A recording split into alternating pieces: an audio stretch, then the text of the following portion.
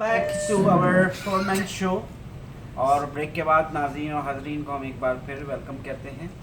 और हमारे साथ अभी आजकल क्रिकेट का भी सीज़न है, जैसे आप लोगों को मालूम है पाकिस्तान की टीम इंग्लैंड गई हुई है टूर पे।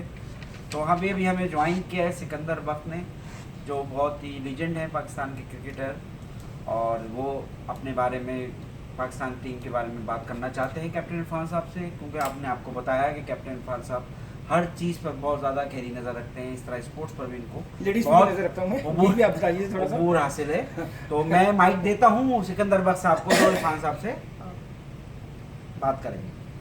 अच्छा, स्पोर्ट्स न्यूज़ में सिकंदर बख्त आपकी खिदमत में हाज़िर होते हैं। हमारे साथ स्टूडियो में मौजूद हैं कैप्टन इरफान मुठारी साहब। अभी हम पहला सवाल मेरा कप्तान साहब आपसे ये है कि पाकिस्तान और इंग्लैंड की सीरीज़ अभी चल रही है, तो इसमें पाकिस्तान की हारने की वजूहात क्या हैं? आउज़ बिल्लाहि मिनश शैतानिर रजीम, बिस्मिल्लाहिर रहमानिर रहीम। भाईजानो, चचाजानो, मेहरबानो, किदरदानो, भाईजानो, चचाजानो, मेहरबानो, किदरदानो, किस्सा तवील है, वक्त कलील है और बंदा अलील है। प्यारे बहनों भाइयों, बुलबुली नवासिन, हज़ारे दास्तान, गुलशन तकरीर में यूँ मुनमिक हूँ कि बाद उसमें आदाब आप सब लोगों से छिछोरेपन की इजाज़त चाहता हूँ। बात सर ये कि छिछोरेपन की इजाज़त चाह रहा हूँ। हमारे कई ग्रुप बने थे। अजहर ग्रुप एक साइड पे था, एक तरफ अदरक ग्रुप बना हुआ है, एक तरफ लहसन ग्रुप बना हुआ है, एक तरफ एल ग्रुप बना हुआ है, एक तरफ हफीज ग्रुप बना हुआ है, एक तरफ सरफराज ग्रुप बना हुआ है। अब 11 बंदे और 6 ग्रुप बने हुए। अब इसका मतलब क्या हुआ कि एक ग्रुप के अंदर 1.5 बंदे। यही वजूहात है। हिंदुस्तान में आप देखें सब लोग एक ही ग्रुप में वो हर मैच जीत जाते हैं। हमारे जो हैं 6 ग्रुप बने हुए थे, हर आदमी चाहता था कि उसके बंदे को कमांड मिले। ये वजूहत थी कि पाकिस्तान जो है इंग्लैंड से हर मैच हार रहा था। अच्छा कप्तान साहब, आप ये दूसरा सवाल आपसे हम ये करते हैं मैच फिक्सिंग के बारे में। आपने देखा होगा मैच फिक्सिंग जो चल रही है, उसके बारे में आपकी क्या राय है? देखिए, मैच फिक्सिंग जो है अभी खत्म नहीं होगी। मैंने जो है मुख्तलिफ किस्म के बुकियों को इधर उधर फिरते हुए देखा, ड्रेसिंग रूम के आगे देखा। पहले आपको पता है 1999 से लेके पहले अजहरुद्दीन के साथ मसला हुआ, फिर सलीम मलिक के साथ मसला हुआ, फिर जावेद मियादाद के साथ मसला हुआ। 2010 के अंदर आपको पता है सलमान बट के साथ मसला हुआ, उस वक्त मजहर मजीद था। अभी जो है मैंने 6-7 आदमी देखे। मैंने लतीफ़ बबली को देखा, मैंने अब्दुल रज़िया को देखा, मैंने रमज़ान फायजा को देखा, मैंने नसीर पिंकी को देखा, मैंने खालिद शर्मीली को देखा और मैंने अजमल माथुरी को देखा। ये 6 आदमी है, ये उधर उधर घूम रहे हैं और किसी वक्त भी यकीन करें पाकिस्तान का भी तख्ता उलट सकते हैं। हो सकता है कि मजीद किस्म के सलमान बट की तरह हो सकता है, बहुत ज़्यादा पैसे मिले, 10 गुना ज़्यादा मिले, हो सकता है। इसलिए नजर रखें इन 6 आदमियों पे। ये कप्तान साहब आपने तो बहुत ही अंदर की बात बताई। हमें एहतियात करनी चाहिए, ये से हमारा मुल्क तबाह हो जाएगा, तबाह बर्बाद हो जाएगा। तीसरा सवाल आपसे ये है कि अफगानिस्तान की कोचिंग पाकिस्तानी क्यों कर रहे हैं? पाकिस्तानी जो है अफगानिस्तान की कोचिंग क्यों कर रहे हैं, अपनी मुल्क की कोचिंग क्यों नहीं कर रहे हैं? देखिए दुनिया की तकदीर बदल चुकी है और आपको पता है क़यामत करीब आ पहुंची है। लोग गफलत में पड़े हैं। मैं आपको हकीकत बताऊं, देखिए मशरिक़ैन से मग़रिबैन तक, समरकंद से ताशकंद तक, साइबेरिया से मॉरिटानिया तक, उज़्बेकिस्तान से ताजिकिस्तान तक, रेगिस्तान से अफगानिस्तान तक, अब जो है यहाँ पर पैसे ज़्यादा मिलेंगे, 10 गुना पैसे ज़्यादा मिलेंगे। इसीलिए लोग जो है इन्हीं इलाकों की कोचिंग कर रहे हैं। मैंने आपको बता दिया, नखलिस्तान, रेगिस्तान, अफगानिस्तान, हर जगह क्रिकेट खेली जाएगी। मुअज़्ज़िज़ नाज़रीन, आपने सुना कप्तान साहब की बात।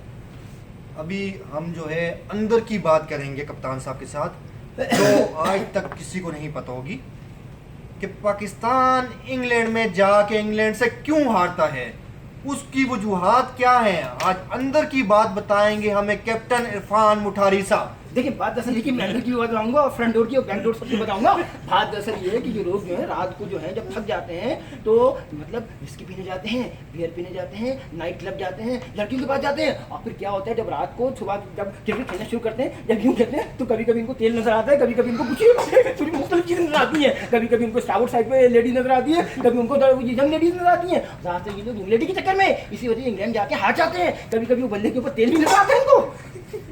ये कप्तान साहब ने बहुत ही खास बात बोली।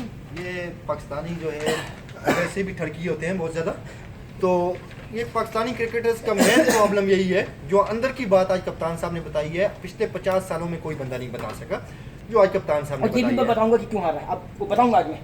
आज कप्तान साहब जो है बहुत बड़ी बात बताने जा रहे हैं, आज बहुत बड़ी बात बताने जा रहे हैं। तो सारे नाज़रीन आप ये बात जो है बहुत गौर से सुने। क्या बात है कि क्या वजह है, क्या रीज़न है। पाकिस्तान हमेशा भारत से वर्ल्ड कप में क्यों हारता है? वैसे जीत जाते हैं, वर्ल्ड कप में क्यों हारता है? क्या रीज़न है, क्या वजह है?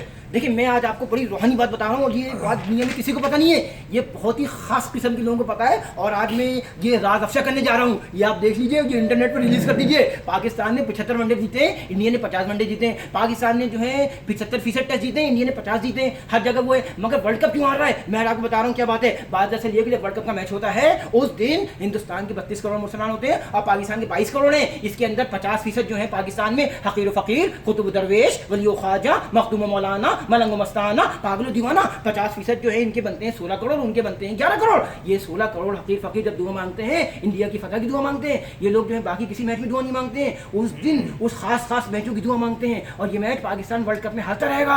जिस दिन अभी पाकिस्तानियों को चाहिए कि शादियां करें और अपने तादाद बढ़ाएं, जब तादाद बढ़ जाएगी, जबकि बैलेंसिंग हो जाएगी, जब पाकिस्तान जीतेगा। अदरवाइज पाकिस्तान वर्ल्ड कप के मैचेस हारता रहेगा। ये रूहानी बात है, ये बहुत कम लोगों को पता है। मैं आपको अंदर की बात बता रहा हूँ, वर्ल्ड कप में मैच हारने की वजूहत यही है। अगला सवाल, ब्रेक हो गया। वेलकम बैक नाज़रीन। ब्रेक के बाद हम आपको खुशामदीद कहते हैं। मैं वसीम बदामी। हम कप्तान साहब से आज कुछ सियासी सवाल ही करेंगे, लेकिन मैं ख़ास PTI के बारे में आपसे सवाल करूँगा सर। मेरा पहला सवाल सर ये है कि PTI का जो हालिया धरना था, जो 174 दिन तक मुहित रहा, जो बहुत लंबा धरना था, उसके बारे में आपका क्या इज़हार ख्याल है? किस तरह देखते हैं आप? देखिए मैं उसको मुख्तलिफ निगाह से देखता हूँ। देखिए मैं उसको चश्मा पहन के भी देखता हूँ, चश्मा उतार के भी देखता हूँ। देखिए सबसे पहले मैं इस शेर से आगाज़ करूँगा कि देखिए जाने जाना हमें ना बुलाना, जाने जाना हमें ना बुलाना, रोके चाहे लाख जमाना, और बलसम पे दोबारा ना आना, और जब आना तो अपनी बेगम को साथ लेके आना। ठीक है सर, मैं इस शेर से आगाज़ करता हूँ। देखिए बात दरअसल ये है कि ये जो है वक्त की बड़ी कमी है, और मैं सिर्फ आपको बता देना चाहता हूँ कि आपने सवाल किया है कि वक्त की बर्बादी है। इन्होंने कुछ हासिल नहीं किया और ना वो कुछ हासिल करेंगे। ये जो है ये मतलब ये तबाह हो जाएंगे और बर्बाद हो जाएंगे। मैं सिर्फ आपको ये बताना चाहता हूँ कि अब इस किस्म के मजीद धरनों से कोई फायदा नहीं है। कौम जो समझ गई है कि ये हमको बेवकूफ़ बना रहे हैं। कैप्टन साहब, आपके इस जवाब से तो हमें लगता है कि आप काफ़ी एंटी हैं इमरान खान के। इसकी कोई खास वजह? देखिए इमरान खान से मैं इसलिए एंटी हूँ कि देखो मुशर्रफ के ज़माने में इनको प्रेसिडेंट मुशर्रफ ने इनको जो है प्राइम मिनिस्टर बनने की ऑफर करी थी, मगर आपको पता है कि शुरू में बात करते हैं और एकदम आखिर जल्दी उड़ाते हैं। इन्होंने कहा मुशर्रफ से कि देखिए मैं जो हूँ प्राइम मिनिस्टर बनना नहीं चाहता हूँ, मैं प्रेसिडेंट बनना चाहता हूँ। तो ये बात जो है मुशर्रफ ने ठुकरा दी थी। मैं उस दिन से एंटी हूँ। मैं भी चाहता था कि प्रेसिडेंट प्राइम मिनिस्टर में खुद बन जाए। इनको एक प्राइम मिनिस्टर की सीट ऑफर हुई थी, मगर इन्होंने कहा था मुशर्रफ साहब मैं प्रेसिडेंट बनना चाहता हूँ, इसलिए मुशर्रफ ने कहा, मगर मुशर्रफ की तख्ता उलटना चाह रहे थे ये। सही। अच्छा, अगला सवाल मैं करूंगा कप्तान साहब आपसे, ये कि इमरान खान की तीसरी शादी की खबरें गर्दिश में हैं आजकल, लेकिन कुछ लोग ये भी कहते हैं कि ये शादी भी बहुत मुख्तसर रहेगी।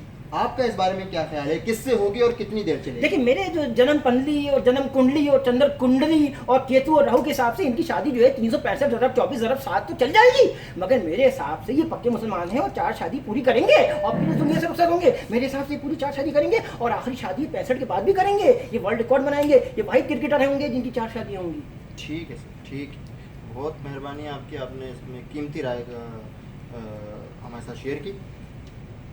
अगला सवाल ये है कि इमरान खान की रैलियों में जिस तरह के नाखुशगवार वाक़यात आपने भी सुने होंगे यकीनन, कि मुख्तलिफ़ किस्म के नाखुशगवार बाज़ औक़ात लड़कियों के साथ छेड़छाड़, तो ये क्या माशरे पे असर डाल रही हैं? ये चीज़ें क्या कहते हैं आप? देखिए ये लड़कियां वगैरह जो आ रही हैं, जो लोग इनके पास आते हैं, सिर्फ ये इमरान को देखने के लिए नहीं आ रहे हैं, लड़कियों को देखने आ रहे हैं। इसी वजह से जब 10 लाख लोग आते हैं तो फाइनली 10 लाख के जो है 100% आप माइनस करते हैं 1000 वोट मिलते हैं, क्योंकि 99,000 और 99 लाख बाकी लोग जो आते हैं सिर्फ लड़कियों को देखने के लिए आते हैं। इनकी यहाँ सबसे बड़ी जो प्रॉब्लम है मुस्तकिल मिजाजी। आपको पता है लोगों की डेथ भी हुई थी, फिर ये यू टर्न कर जाते हैं। आज उन्होंने ये प्लान बोला, 36 घंटे के बाद वो अपने पुराने स्टूडेंट भूल जाते हैं। आपको पता है ये प्रॉब्लम भी चल रही साथ साथ। मगर मैं आपको बता देता हूँ 2013 के मुकाबले में मेरा विजन ये कहता है कि इनको सीटें ज़्यादा मिलेंगी।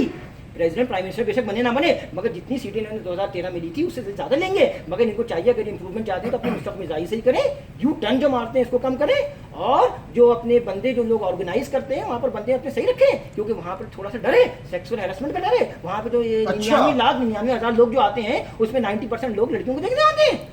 सही। ये आपने जिस तरह आपने सिकंदर बख्श साहब के साथ एक अंदर की बात बताई थी, हमें भी एक अंदर की बात बता दी आपने।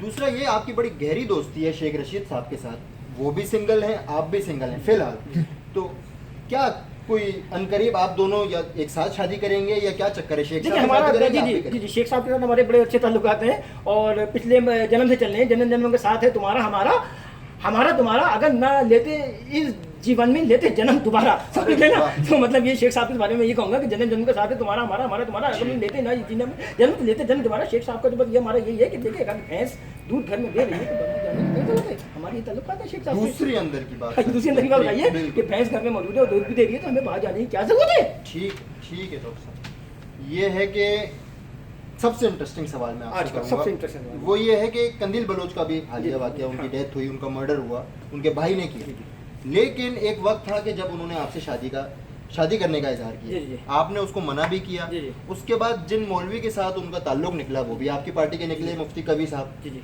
तो कहीं आपका तो हाथ नहीं है इसके नहीं पीछे? नहीं मेरा आप नहीं है। देखिए कंदील बलोच बड़ी नेक खातून थी और बहुत बुरा हुआ। और मैं आपको बताऊं कि दुनिया अच्छा, का नेक सब जी जी दुनिया का जो सबसे बड़ा फिलोसफर था बर्नार्ड शॉ, उसने क्या कहा था, उसने ये कहा था कि देखो दुनिया का सबसे बेहतरीन मजहब इस्लाम है। और उसने साथ साथ ये भी कहा था बर्नार्ड शॉ, दुनिया का सबसे बड़ा फिलोसफर है, कि दुनिया का सबसे बेहतरीन मजहब इस्लाम है और दुनिया की बदतरीन कौम मुसलमान है। ये उसने कहा था। और ये देखें ये हमारे बंदे, उसके भाई मुसलमान था ना, उसने कत्ल किया। ये बहुत बुरा किया, मुझे यकीन करें बहुत मतलब शदीद दुख है कि ये जो किया वो मतलब मुसलमान ने किया। और फिर एक बात मैं आपको बताऊं, कंदील बलोच मरी नहीं है। आपको एक बात अंदर में बताता हूँ, देखिए दुनिया की झूठी खबरों को छोड़कर मैं आपको बता दूं कंदील बलोच इधर ही कहीं हो सकता है मेन डेस्क दुनिया की झूठी खबरों को छोड़कर सुने, दुनिया की झूठी, देखिए सबसे राज की बात है आज का आखिरी सवाल और राज की बात, दुनिया की झूठी खबरों को छोड़कर सच्चाई से आगाह होने का नाम मौत है। इंसान मरने के बाद खत्म नहीं होता बल्कि अबदी जिंदगी हासिल कर लेता है। अच्छे इंसान कभी मरते नहीं। देखिए कराची में Ranchhor line, Jacob line, Jut line, Musa line, हर जगह के रूहानी एडमिनिस्ट्रेटर हैं। मैं आपको सच्ची बात बता रहा हूँ, अच्छे इंसान, देखिए इंसान के अंदर अच्छाई और बुराई की कुव्वतें होती हैं। अगर सच्चाई बुराई पे गालिब हो जाए तो इंसान अमर हो जाता है और अच्छी जिंदगी पा लेता है, और अगर बुराई गालिब हो जाए तो इंसान अबदी जिंदगी से महरूम हो जाता है। नेकी की यही जंग जिंदगी की जन्नत और दोज़ख है। मौत को समझे है काफिल इख्तिताम में जिंदगी है, ये शाम में जिंदगी, सुबह दवा में जिंदगी। कंदील बलोच इधर ही है। कंदील, अरे देखो कंदील इधर ही कहीं होगी, मैं यकीन करो ये मरी नहीं है, बहुत जिंदा शुक्रिया कप्तान साहब आपका, आपने अपना कीमती वक्त हमारे साथ शेयर किया। कामरान खान साहब, सिकंदर बख्श साहब, मीर साहब, आप लोगों का भी बहुत शुक्रिया। बहुत शुक्रिया आज का ये अगले हफ्ते फिर मिलते हैं। अगले हफ्ते फिर मुलाकात होगी आपसे और यकीनन हम कोशिश करेंगे कप्तान साहब को अपने साथ फिर लें। तब तक के लिए अल्लाह हाफिज़।